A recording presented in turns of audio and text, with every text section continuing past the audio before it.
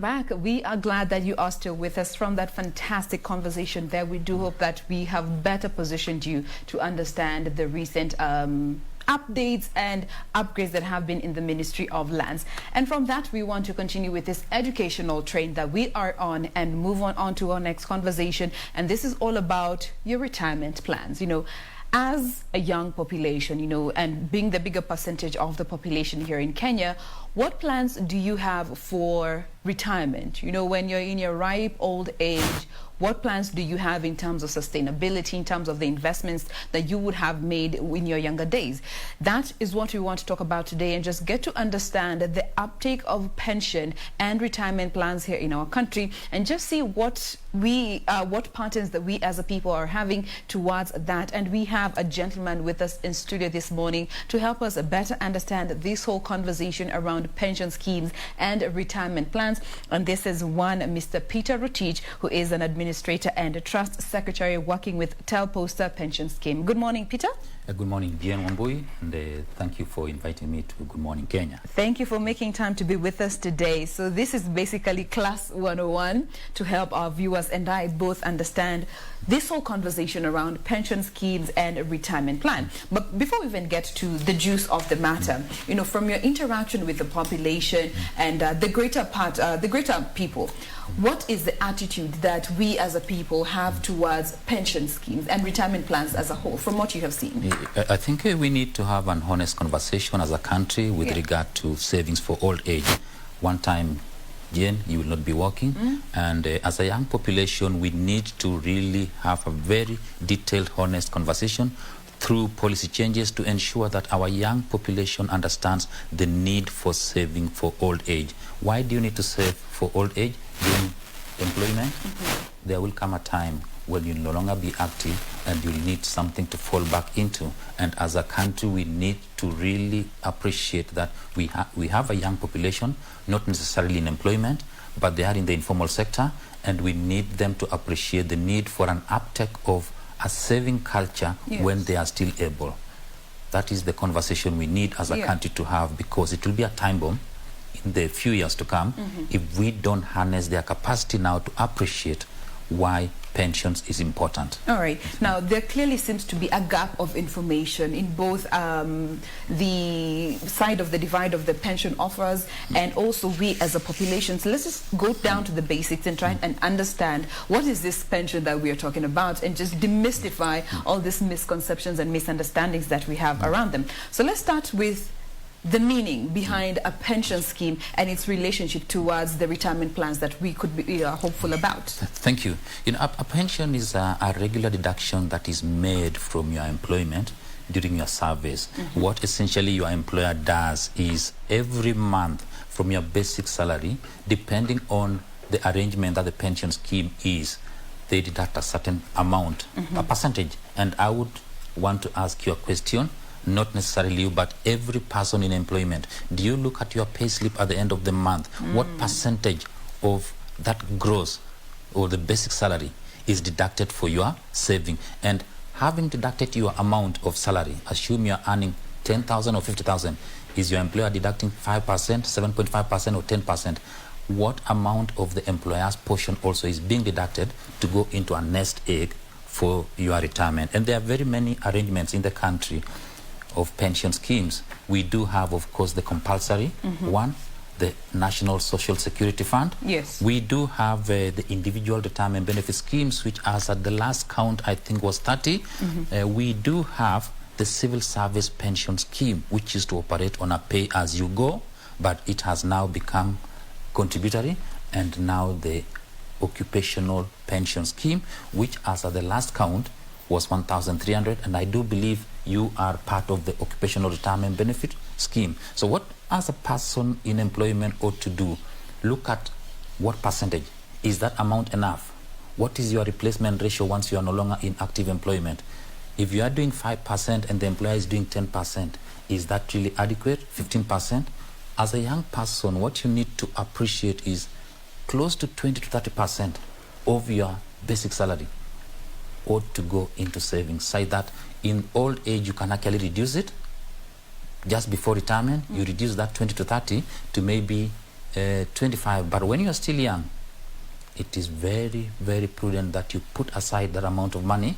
And what happens is, when you're still young, long-term in nature, the power of compounding interest will actually bring this money into such a nice pot. When you are living, you will be very comfortable to use this money in retirement for medical and for lifestyle. And especially medical. We all know age always catches up.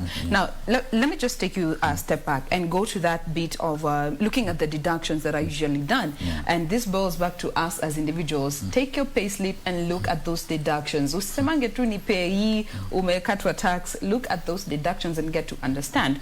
Now, when it comes to how pension is calculated, does this vary from organization to organization, or there is a bigger framework that guides how it is done that cuts across board?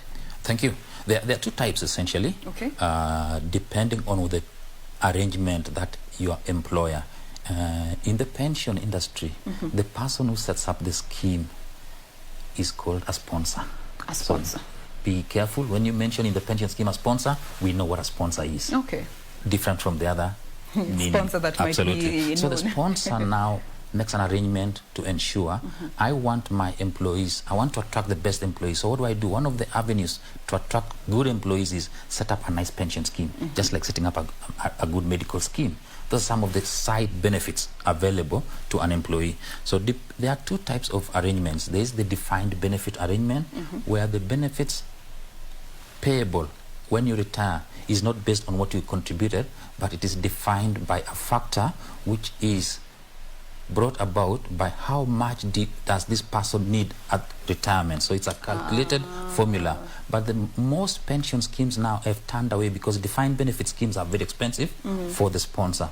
So the type of pension schemes that we have now are what we call defined contributions, which you deduct an amount, the employer deducts an amount, you take it to an investor, and the investor ensures there are good returns at the end of your life in employment. What you get is what has accumulated in the pot. And once, assume you have saved, you have worked for 20, 30 years, you get 5 million or 10 million as a pot, you now go look for what we call an income drawdown or an annuity. Annuities are provided by insurance companies, so you shop around which is the best insurance company that can give me periodical payment until I die. Okay. Yes. Now, given that, I like the fact that you've helped us understand the different entities and have the roles that they play. There's the sponsor, there's your employer, and there's you as the contributor, the individual. Now, what are the main statutes and regulations that guide how this money is used within the state to ensure that utmost good of the contributor is what is being prioritized? Because this is a long-term plan. It's meant to be money that's going to help you in when you're in your old age. Thank you, Jain. We have a regulator. We operate under statute, and that is the Retirement Benefits Act of 1997. Before that, we never had a regulator supervising, coordinating, and advising the government with respect to the growth of the pension industry. With the coming into operation of the Retirement Benefits Act in 1997 and the rules and regulations in 2000, the regulator came into play. And what is the role of the regulator? To protect the benefits of the members, to promote the growth of the pension industry, to advise the government on necessary policy changes, that is the CS Treasury, on matters relating to the industry. It also implements government policy with respect to the pension industry. So there has been tremendous growth, and we really appreciate what the regulator, Retirement Benefits Authority, has done. Before the regulator came into operation, the asset base of the pension industry was around 100 billion. That is in 2001. As at statistics as at 31st December 2020 shows that the pension industry is controlling an asset base of 1.3 trillion Kenya shillings, spread across various investments like government securities, quoted equities, immovable property to the tune of 1.3. And the largest amount of that is in government securities, I think 625 billion, quoted equities of 218, immovable properties 251, and guaranteed funds at 230. And part of that statute which we operate in, the regulator requires that you invest your pension contribution using an investment guideline band where it says cash and demand deposit should not exceed a certain percent, holdings in properties should not exceed 30% of the total portfolio. For example, you are a sponsor, Kenya Broadcasting Corporation, as a pension scheme, and the regulation states that that pension scheme should not have property exceeding 30% of the total holdings. There are commercial bonds, paper, corporate bonds, and quoted equities, offshore investments. And the regulator has been at the forefront in ensuring that governance increases in the industry. Indeed, in 2018, the regulator brought on board the good governance practices and treating customers fairly. Now, more than ever before, Jain, there are a lot of reporting requirements expected from practitioners in the pension industry. Yes. So your question is, what statute? We have a statute, a very vibrant statute, and we really need to thank the chief executive officers of the Retirement Benefits Authority, starting with Nyaga, the first CEO, and then Dr. Edward Ondudo, who did his term, and currently Nzomo Mutuku. We really appreciate what they are doing in the industry in ensuring that the industry prospers and members of the pension industry are protected. All right. Now, looking at these funds that are collected over the years, there comes in the question of how this money is invested so that I, as an individual who is paying and contributing on a monthly basis, I know that my money is growing over the years. And now looking at even part of the regulation in terms of the risks that are involved in some of this money that is being collected and being invested, because we are living in a time where people are losing their retirement funds, they're losing their savings, and consequently living such life that is not decent, and yet they have been saving over the years. So looking at the investments and the options that we as a people just need to know that this is where your money is going into, a sense of reassurance. Maybe you could also just mention some of the investments that are considered by the sponsors or the companies that actually offer these pension schemes. Yeah, thank you. The regulator has the investment guidelines which you need to follow, and remember there are stakeholders who the regulator has licensed. So we have the fund manager, we have the custodian, these are the major players. So once the money is deducted, it goes to the administrator, which is part of my duty. Yes. I have to ensure that within a certain deadline, the regulator says that the money should be deposited with the custodian within a certain time frame. The custodian monitors now where the fund manager invests, and the fund manager is a person trained. So on a daily basis, they wake up, they sleep, they check where do we put the money. So there are various avenues. Either you want to put it in government securities, you want to put it in quoted equities, immovable properties, guaranteed funds, or fixed deposit. Yeah. That you will definitely have an investment yield very favorable to you. Why do I have to state that it's important to have these players in the industry? Number one, they are trained to do that.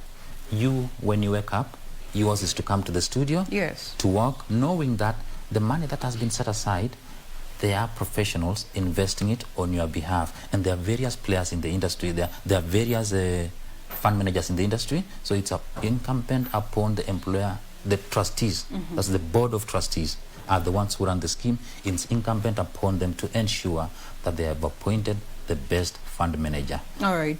So it's not just a question of investing on what is trending at the moment. It's about calculated risks. Very, very well calculated risk. Yes. And remember, these are persons who are trained. Unlike yourself, there are very many investment, what do I call it, investment vehicles in the market where you find persons have been lured that give me your 100,000. Within 3 months, you'll get a 30% return. Those Ponzi are Ponzi schemes, schemes. But when you have a structured pension scheme, they will not put your money there because the regulator monitors. There are various bands where you can put the funds. As an individual, I would urge members of the public, go to the registered fund managers, put your money there. Don't look at short-term returns, look at long-term yields. And these fund managers are able to calculate the risk inherent in the market, advise you that you can actually put your savings, and within 5 to 10 years, the return based on the compounding interest will be quite high, yes, unlike the Ponzi schemes in the market. And I would like to urge young people, please save with regulated fund managers. All right. Now that brings me to, you know, this aspect of understanding what is the average age in which people, from what you have seen in the industry, that people are taking up pension schemes. You know, when you are employed, you are in formal employment, start thinking about retirement. Do not start thinking about retirement when you are 45 or 50. The moment you are employed, that is when the journey to retirement starts. So all the people in the informal sector, the young generation, there is need for you to appreciate that savings for your retirement starts from the age of 20. What do you do about that? Reduce expenses which are not necessary. We tend to spend more when our income is very high. But the bigger goal is, do you want to be old and poor, or do you want to be old and rich? So the best thing to do is for the young generation, start saving now. Okay, understanding your priorities, because that is also where, you know, we go wrong. But let's just come down to the basic, and this is something that I think you mentioned under the compulsory type of pension that is there, and this is the National Social Security Fund. From what you have seen, do you think we have, as stakeholders, done enough awareness in helping the young people understand even why it is one of those mandatory contributions the minute you get into some form of employment? As I put it, Jane, we need to have that very honest conversation. We need a sensitization. We need media campaigns. We need employee education. We actually need to bring it down to a manual where the young person out there who's just finished university, or even a person in university or in an educational institution down at the secondary level, that when you start working, when you start doing business, there is a need to save for your old age. Why do I say that? The level of penetration of the pension, the level of savings and penetrations of pension schemes in the country is quite low. When we compare ourselves with South Africa, we compare ourselves with Zimbabwe, Namibia, or Botswana, our level is very low. Now, what we need to ask ourselves, what did countries like Singapore, what did countries like Hong Kong, what did countries like Malaysia do? What did countries like Brazil, what did countries like Chile do different from us? There has to be an element of forced savings. That's what those countries did, essentially. And we have to design products that are attractive to the young generation. You know, the time when we used to go to school, we get a job, we sit back and hope that I'll one day be in the C-suite, at the corner office as a CEO, and then now wait for a normal retirement is gone. Young people nowadays hope from job to job. Hope from job to job. Now, what happens? You need to have products in the pension industry that entices them to ensure when they are changing jobs, they don't dip their hands into the till where the pension savings is. So those products should be designed in such a manner that they are attractive. And like Singapore, one of the products that has actually come to the market, and we really appreciate the regulator for that, is ensuring that you are able to access a portion of your pension to guarantee you a mortgage facility. So when you are working, you're able actually to use a part of it to buy a house. That is what Singapore has done. So when you are working, you know, when I finally retire, I'll have a roof over my head. So those are some of the products we need to bring on board. A lot of products that are very attractive to the young generation, and they will appreciate the need to save. That is definitely attractive from where I stand. Now let's get to the how, in regards to how you go about when you want to take up a pension plan or a pension scheme or a retirement plan. Number one, what is required of me as an individual who wants to take up a scheme or a retirement plan with whichever entity that may be? You are lucky you have an employer who has set up a sponsored a scheme. So this is for the formal, there's both the formal and informal. Yeah, for the informal, there are individual pension plan, individual pension plans where in your informal employment, you can actually register with them, and every time you, at the end of the month or on a daily basis or on a weekly basis, there's a certain percent of that income going towards saving. And it's very easy. Technology. Every person in the informal sector nowadays has an M-Pesa account. So you can actually, and I urge players in the industry, set up mechanisms which ensures that out of the income that I earn as a mama mboga, as a person who washes clothes out there, as a conductor, I say at the end of the day, if I have 1,000 shillings, 500 shillings, what percentage of that income on my M-Pesa platform goes towards saving? And you can structure it. It's a challenge I'm throwing to the telcos. Have a conversation with the players. Say that a person registers and says, of all any transaction that I do on my M-Pesa, 5% of that transaction goes into check savings. off immediately. Compulsory. Yeah. You don't have to look at it. At the end of the year, you are given a statement and you're able to sit back and say a certain percentage of that went toward my pension and saving for also health. Health is an important aspect in retirement. We are putting a lot of strain on the government, but the issue which we ask to ask ourselves, an honest conversation, have I saved for my health also? Those things work together.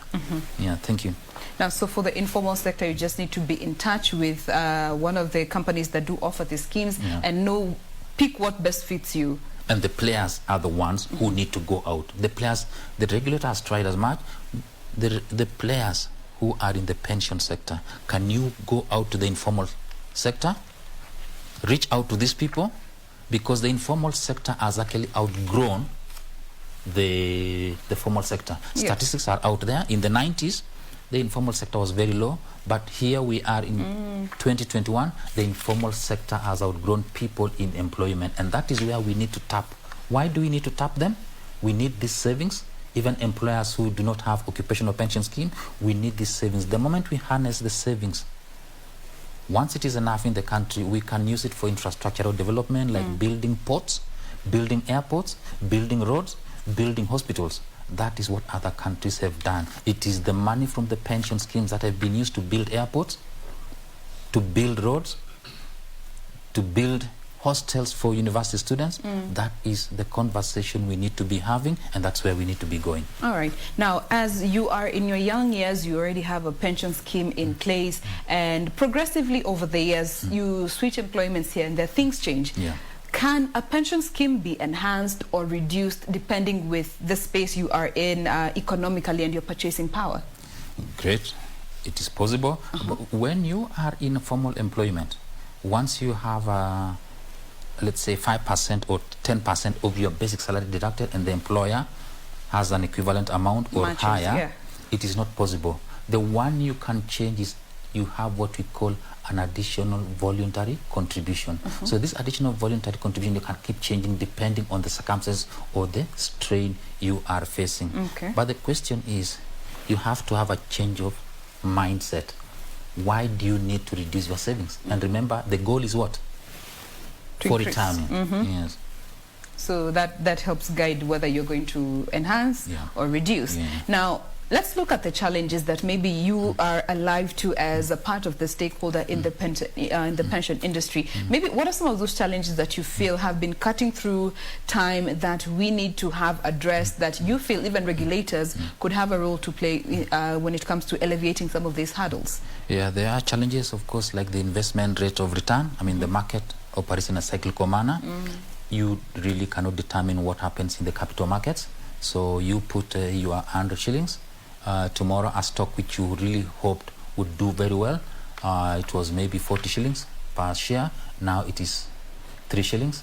You don't have control over that. There are, of course, life expectancy. These are the challenges. We are living longer than we expected. The life expectancy are shot from 50. People are now living, the average one, of course, people are living, I think we're talking about life expectancy of over 68%. So essentially, people are living longer. So when people are living longer, what are the challenges? The amount of pension that you had saved, you are eating into it as you live longer. You see, if you live shorter after retirement, you are not able to eat into that funds. But if you are living longer, the biggest challenge is to ensure the players, how do you structure this amount that has been saved so that the person can live up to 100 years comfortably. Okay. The other things is health costs. Health has become a major factor in our country. In the public health sector, you are aware, the private sector, it's extremely expensive, and we need to address ourselves to universal health. So one of the key items to address it is what? Ensure, as part of your savings in preparation for old age, put aside money for health requirements when you retire. The other thing is the challenge is lifestyle decisions. There are certain decisions we make, Jain, which impact on us. Let me give you an example. I've worked for 40 years, 50 years, and then I retire. And upon retirement, I decide I want to put up a house from my pension savings. It reaches the foundation, and the money I had saved ends. Depleted. What happens? You are actually affected. The other aspect, of course, is you have worked very hard, you retire. Once you retire, the children have grown, you suddenly decide to get a second one. Young ones. Within 5 years, all your pension is gone. What do? You go back to your first wife, and you, with the children of the second wife, tell the children, your children from the first wife, these are your siblings, I want you to take care of. Pendanini. Those are the challenges we face. So we need to appreciate that as you grow old, plan yourself in such a manner that you are not entering into such a predicament. We cannot avoid some of these challenges, but the issue is we need to really watch on our expenses and our plans as we go to retirement. Those are some of the major challenges which we face as an industry. Okay. Now, what are the factors that guide how an individual can access these funds? Aside from retirement, are there any other exceptions that exist within the scope of the law, legally speaking, that are included? Yes. First of all, we have to appreciate what's a pension. It's a savings for retirement. Now, you can have access to that funds through a legal notice, I think, dated 8th of June 2005. The then Minister for Finance, the late Miraria, put legislation that you cannot access your pension. That legislation was subsequently changed, and you can access upon leaving employment, which I would recommend that when you leave employment and go to another employer, transfer that fund to the new employer. Transfer it. Don't have access to it. You can also leave it with that employer. If you leave KBC to go to another media house, you can leave it with the trustees of Kenya Broadcasting Corporation, or transfer it. I would recommend that you transfer it to the new employer. Okay. Now, the question you have asked is, can you access it? The Act allows you to access your portion of the contribution. Not the entire. Not the entire. Okay. So the contributions by the employer, you cannot access it. The other way you can access that money is if you are no longer active. Maybe you have out of sickness and you have been terminated by your employer. That pension, you can access it because you are now in a critical situation. You have to have access to that money to enable you live a comfortable life. Of course, the third and last option where you can have access to that funds is if you die. But of course, who is accessing now? Your beneficiaries, your dependents. Okay. Yeah, that's the last option. And depending on the type of pension scheme now also, if you are not retired, there could be a lump sum payable plus a monthly pension, or just a return of the all contributions that had been made to pension schemes. So those are the avenues in which you can access the benefits. There's a last one also. Yes. If you are migrating out of the country without intention of coming back, you are allowed to access. But that has to be verified? It has to be verified, of course, that you are really migrating without an intention of coming back. Okay. You are allowed. And the trustees, it now puts a lot of strain on the trustees to confirm what evidence is there that this person actually will migrate without an intention of coming back. Okay. Yeah. Now, as we draw closer to the end of this particular conversation, you know, as an administrator with a Teleposta pension scheme, how has COVID-19 disrupted the pension industry in general terms, and even maybe you could give, you know, examples that as an organization you were alive to? Okay, thank you. You know, like other sectors, we really experienced challenges last year when COVID came in. You are aware, the people in the hospitality industry, the hotel industry, they lost their jobs. The hotel industry closed down, and these were employees who used to contribute towards pension schemes.